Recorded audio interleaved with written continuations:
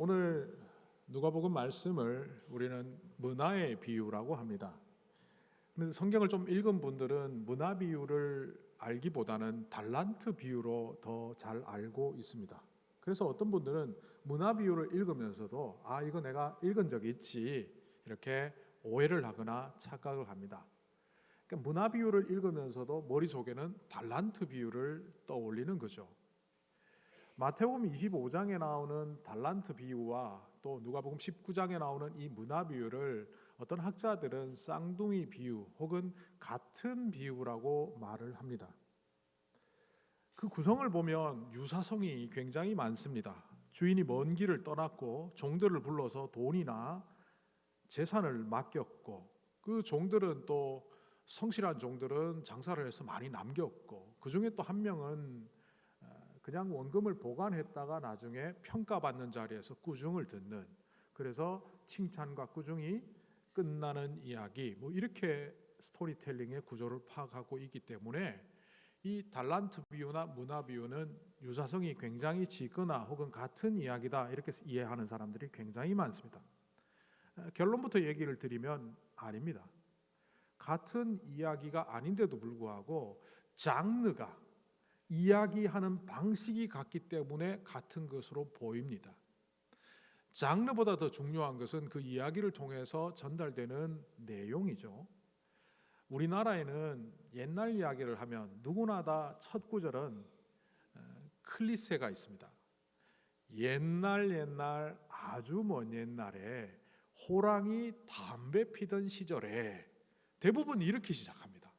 그런데 뒤에 나오는 내용을 들어보면 어떤 때는 이런 얘기, 어떤 때는 저런 얘기를 하면서 도입 부분만 같을 뿐 전체적인 내용이 다르다는 것을 들으면서 알게 됩니다. 그런데 문화 비유와 달란트 비유는 사실 예수님 시대, 그리고 그 예수님 시대를 전후해서 유행했던 스토리텔링 방식이자 장르입니다. 제가 랍비가 써놓은 이야기 한번 읽어볼 테니 들어보십시오. 이거는 예수님이 쓴 게 아니고 성경에 나오는 이야기가 아니라 한 랍비가 제자들에게 가르친 내용입니다. 한 주인이 먼 길을 떠나면서 3명의 종을 불렀다. 그리고 그들에게 자신의 재산을 관리하도록 맡겼다. 3 종에게 주인은 5달란트를 공평하게 배분해 주었고, 오랜 시간이 지난 후 돌아와서 그들을 불러 결산을 하였다. 첫 번째 종이 주인에게 말하였다. 저는 열심히 장사를 해서 5달란트를 남겼습니다. 그러니 주인이 그 종에게 잘하였다 칭찬을 하였다. 달란트 비유와 문화 비유와 거의 흡사하지 않습니까? 바로 이것이 당시에 유행했던 스토리텔링의 장르입니다.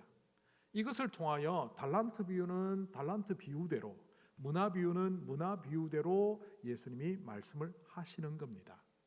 그러니까 장르가 유사하다고 해서 같은 것이다라고 말하는 것은 무지함의 결과다, 이렇게 저는 봅니다. 예수님께서 이 달란트 비유, 마태복음 25장에 나오는 달란트 비유를 통해서는 주목할 만한 한 가지를 말씀하셨습니다. 특별히 마태복음 25장을 쭉 보면 열처녀 비유, 양과 염소의 비유, 종말에 관한 이야기를 굉장히 많이 하시면서 그 중에 하나로 달란트 비유를 하셨습니다. 그러니까 달란트 비유를 통하여 예수님이 하시고자 하는 말씀은 종말의 때에 관한 이야기였습니다. 반면 오늘 이 문화 비유는 조금 다른 이야기를 하고 있습니다. 지난 한 주간 동안 문화 비유를 아마 듣고 읽은 것으로 따지면 100번도 넘게 읽고 듣고 했을 겁니다. 운전할 때도 그 부분만 계속해서 반복해서 들었습니다. 그렇게 듣고 읽다 보니까 저는 문득 문화 비유와 달란트 비유에는 현격한 차이가 있다는 것을 깨달았습니다. 달란트 비유는 전후 문맥과 상관없이 그 스토리만을 딱 이야기합니다. 반면 문화 비유는 장소적인 배경, 사람들에게 이 비유를 왜 말씀하시는지 이유를 밝히기도 하고, 게다가 역사적 실제적 사건, 누구나 들으면 알만한 역사적 사건을 녹여서 이 비유 속에 집어넣었습니다. 그래서 저는 이 비유를 계속 반복해서 듣다 보니 80년대에 제가 재밌게 보았던 미국 드라마 그 가인과 아벨이 생각났습니다. 제프리 아처 원작의 소설을 드라마로 만들었는데 저는 그 드라마를 80년대 보고 깜짝 놀랐습니다. 제가 뭐 한국 드라마를 비하하는 게 아니라 그 70년대 80년대 한국 드라마는 이야기의 축이 하나였습니다. 예를 들어서 수사반장 같으면 범인이 등장해서 끝까지 범인 잡는 걸로 끝나요. 그런데 당시에 미국 드라마는 폴란드에서 이민 와서 미국에 정착하는 아주 가난한 아벨이라는 사람을 조명하면서 그 사람이 호텔리어로 성공하는 과정의 이야기를 하고 있고, 가인은 보스턴의 명문가에서 태어나서 은행가로서 성공하는 이야기, 그리고 이 사람들이 척지고 그 사람들과 연관된 기타 사람들의 등장, 그리고 자녀 세대가 또 로미오와 줄리엣처럼 사랑하고, 뭐 이렇게 원한 관계와 사랑과 성공 스토리를 아주 다양한 축으로 묘사하는 걸 보고 저는 깜짝 놀랐습니다. 이게 드라마다. 뭐 요즘 한국 드라마는 다 이렇습니다. 그래서 한국 드라마가 세계적으로 인정받는 것이 옛날과는 차원이 다르게 되어 있죠. 어떻게 보면 달란트 비유는 달란트 이야기를 하는 한 축 외에는 다른 게 없습니다. 그런데 문화 비유는 다양한 축, 스토리의 축이 있습니다. 한번 보면 첫 번째 축은 이 말씀을 하신 장소가 어디라는 것을 분명히 밝히면서 시작합니다. 비유를 말씀하실 때 어디에서 말씀하신다는 걸 밝히지 않는 경우가 대부분입니다. 그런데 여기는 밝혀놓았습니다. 오늘 말씀에 이렇게 되죠. 지난주에 읽었던 9절부터 오늘 말씀 11절까지 이어서 제가 읽어보겠습니다. 예수께서 그에게 말씀하셨다. 오늘 구원이 이 집에 이르렀다. 이 사람도 아브라함의 자손이다. 이 말씀을 하신 곳은 삭개오의 집이었죠. 인자가 이런 것을 찾아 구원하러 왔다. 삭개오의 집에서 이야기를 하셨다는 것을 지난주에 우리는 살펴보았습니다. 그리고 11절에 그들이 이 말을 듣고 있을 때에 삭개오가 구원받고 예수님께서 이런 자를 구원하게 오셨다는 그 이야기를 듣고 있을 때에 예수께서 덧붙여서 비유를 하나 말씀하셨다. 이 덧붙여서라는 말은 뭐 헬라어로 보면 프로스티메이 뭐 이런 단어인데요. 이 단어는 뭐냐 하면 간단한 얘기로 아주머니 떡볶이 주세요. 그리고 순대도 주세요. 우리 한국에서 보통 떡순이라 그러죠. 떡순이 주세요. 이겁니다.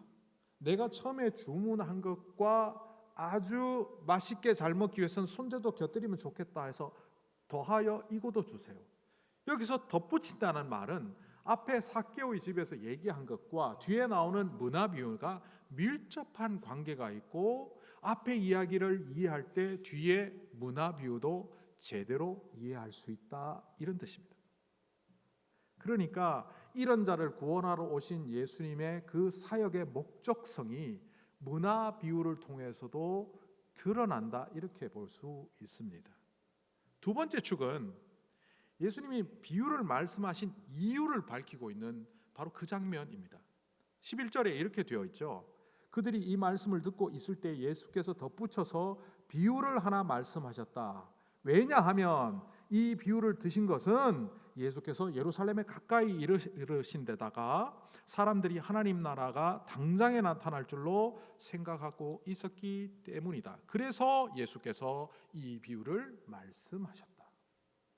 문화 비유를 말씀하신 것은 뜬금없이 별안간하신 것이 아니라 장소는 삭개오의 집이고 삭개오와 예수님의 제자와 군중들이 있는 그 사람들에게 하나님의 나라를 오해하고 있는 것들을 불식시키기 위하여 이 비유를 말씀하셨다는 겁니다. 그때 사람들은 하나님의 나라와 하나님 나라의 도를 어떻게 오해하고 있었습니까? 지난주에 말씀드렸지만 삭개오를 예수님을 못 만나게 했던, 예수님 주변에 있던 그 군중들이 기대하는 예수님의 모습은 뭐였습니까?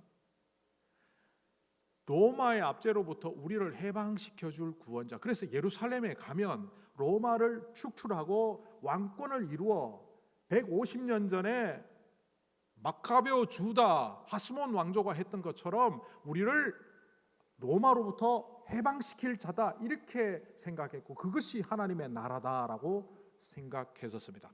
그리고 예수님의 제자들은 그거와 더불어 이렇게 했습니다. 예수님이 왕이 되면 우리는 장관급 고위직에 등용될 것이고, 그래서 우리의 출세와 성공이 보장되는 꽃길이 열릴 것이다. 그것이 하나님의 나라다. 하나님의 나라의 개념에 대하여 제자들은 제자의 입장에서, 군중들은 군중의 입장에서, 저마다의 입장에서 하나님의 나라를 오해하고 있었고, 그 하나님의 나라가 예수님이 예루살렘에 들어가는 순간 곧 이루어질 것을 기대하는 군중들을 향하여 너희들이 생각하는 그 하나님의 나라는 잘못된 거다라는 의미에서 이 비유를 말씀하셨다는 것이 두 번째 축입니다. 그리고 이것은 관찰이 아니라 전문적인 연구를 통해서만 알 수 있는 세 번째 축이 이 비유 속에 숨어 있습니다. 이 비유에는요, 하나의 프레임이 있는데, 그림이 명작인데 프레임이 굉장히 좋을 때 그 명화가 빛나는 것처럼 이 프레임 하나를 집어넣어서 이야기를 하고 있습니다. 아마 그때 어떤 귀인이 먼 나라에 가서 왕위를 받으러 갔다라고 말하면 이 청중들은 대부분 그게 무슨 스토리인지 알고 있었을 겁니다. 그것은 바로 아켈라오 이야기입니다. 아기 예수님 때 동방박사와 만났던 사람이 헤롯 대왕입니다. 이 사람은 로마로부터 이스라엘 전체, 갈릴리로부터 유대 땅까지 전체를 통치할 수 있는 권한을 부여받은 왕이었습니다. 그런데 헤롯 대왕이 죽고 난 다음에 여러 아들 중에 3명이 발탁됩니다. 순서와 상관없이 가장 1위 계승권자로 인정받은 사람이 헤롯 아켈라오이고, 그 다음에 헤롯 안티파스, 그리고 헤롯 빌립 2세 세 아들이 나라를 분점해서 이양받을 것이라는 소문이 돌기 시작합니다. 여기에 대하여 불안했던 아켈라오는, 이거는 역사적 사실입니다, 로마 정부와 밀접한 관계를 맺고 로마로 달려갑니다. 거기 가서 역설한 것이 무엇입니까? 나는 헤롯 대왕의 정통 계승권자이기 때문에 이 나라 전체를 물려받아야 되겠습니다. 그런데 헤롯의 안티파스를 중심으로 한 반대 세력들이 사신을 보냅니다. 저 사람은 포악하고 자격이 없어서 나라를 받으면 로마의 해가 됩니다. 설왕설래하는 과정 중에 로마 정부는 판단을 했습니다. 갈릴리를 중심으로 헤롯의 안티파스, 유대를 중심으로 아켈라오, 그리고 데가볼리를 중심으로 필립 2세에게 주어야겠다. 부원을 품고 돌아와 정식 왕이 되지 못하고 유대만 차지한 이 사람은 반대파를 척결하기 시작하는데, 반대파의 입장을 돕고 지지했던 바리새파 사람들을 중심으로 무려 3,000명의 사람들을 죽이는 사건을 일으킵니다. 이 사건 때문에 재위 10년의 기간을 채우지 못하고 그는 10년 만에 로마로부터 축출을 당합니다. 그리고 그 이후 유대 땅은 왕정이 아니라 갈릴리는 안티파스가, 데가볼리는 빌립이 다스리지만 유대 땅은 총독, 직활지, 로마의 직활지로 만들어서 총독을 보내겠다 해서 총독을 보내게 되고, 그 총독 중에 제일 유명한 사람이 본디오 빌라도입니다.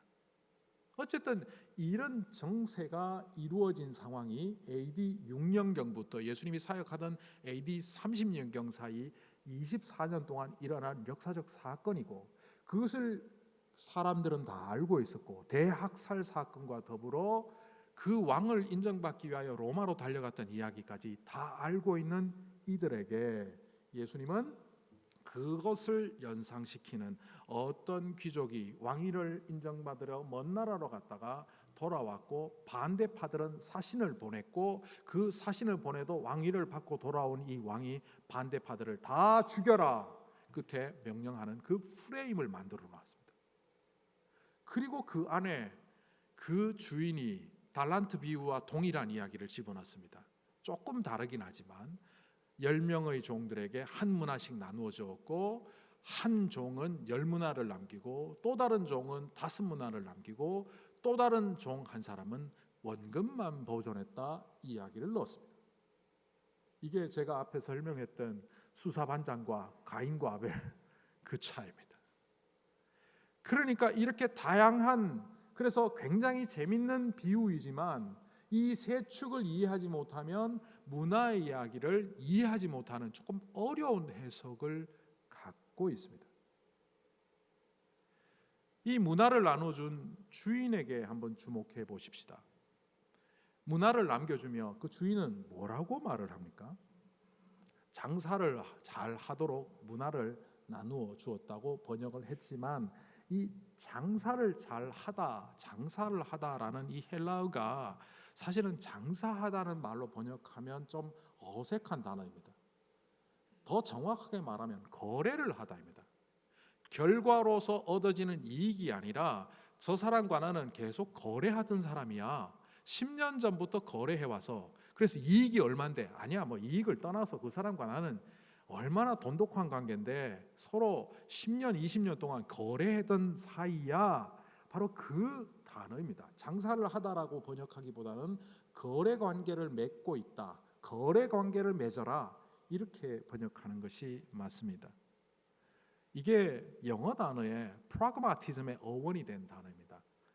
헬라어를 들려드리면 프라그마티오마입니다. 프라그마가 어근이죠.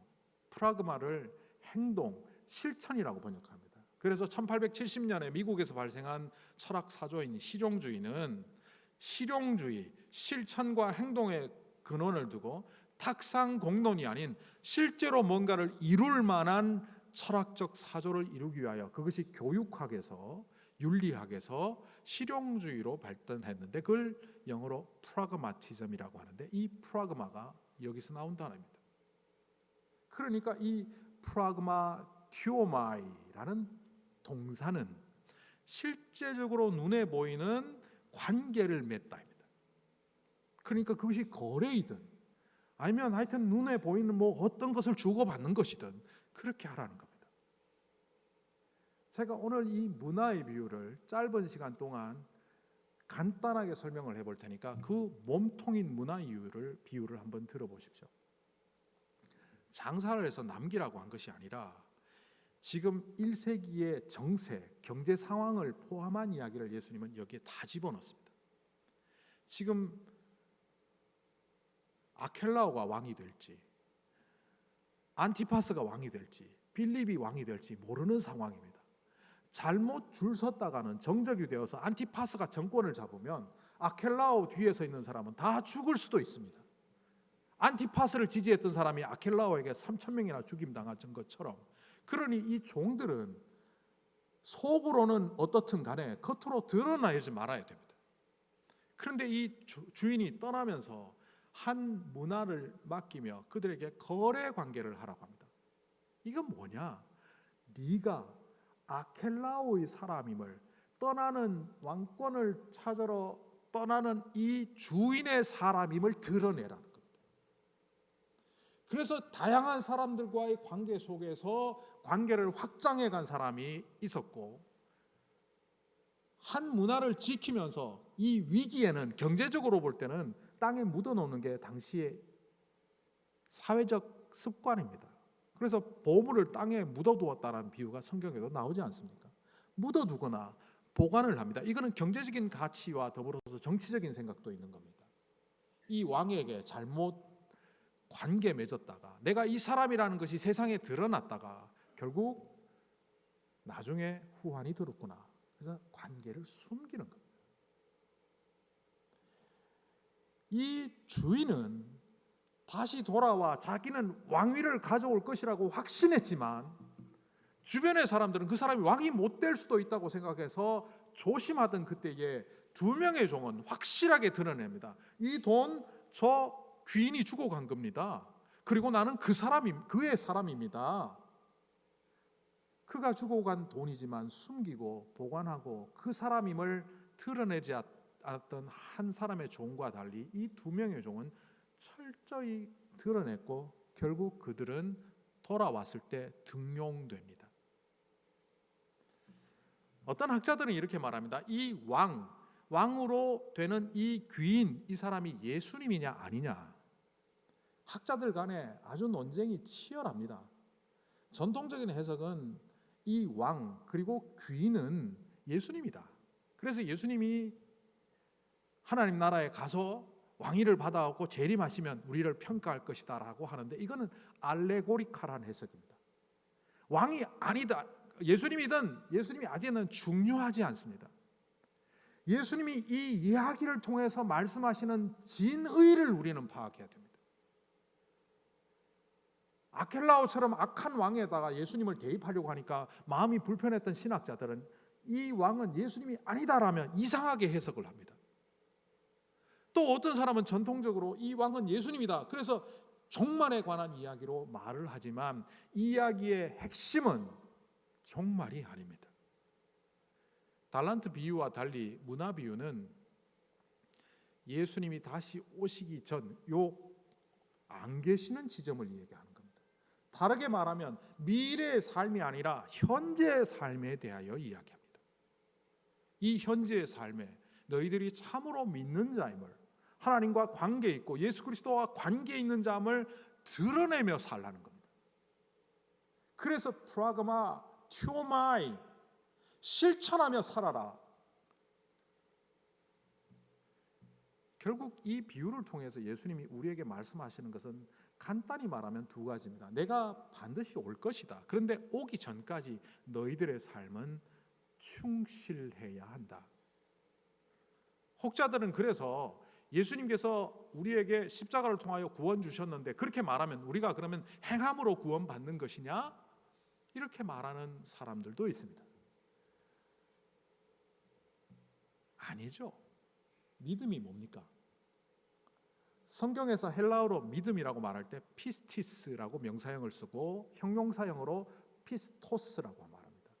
맡은 자에게 구할 것은 충성이니라.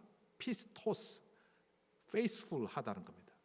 그리고 너희에게 내가 믿음을 볼 수 있겠느냐 했을 때 그 믿음은 피스티스입니다. 같은 뜻이죠. 이거는 뭔지 아십니까? 믿습니다 하는 믿음이 우리에게는 너무나 막연하지만 피스티스, 피스토스는 그거 자체가 실천이고 그거 자체가 충성입니다. 우리는 말로 믿음을 고백하는 것이 진짜가 아니고 우리의 삶을 통하여 우리의 행위를 통하여 행하는 것이 곧 우리의 믿음입니다. 아무리 말로는 믿는다고 하면서도 늘 예를 드는 거 있잖아요. 나 당신을 사랑해. 그런데 그 사람을 향하여 시간을 투자하기도 싫어하고 돈을 쓰기도 싫어하면 그게 사랑하는 겁니까? 안 하는 거죠. 말로는 좋은 말을 하면서도 뒤로는 엉뚱한 생각을 갖고 있으면 그것은 좋은 말이 아니죠. 감언이설이라고 말합니다.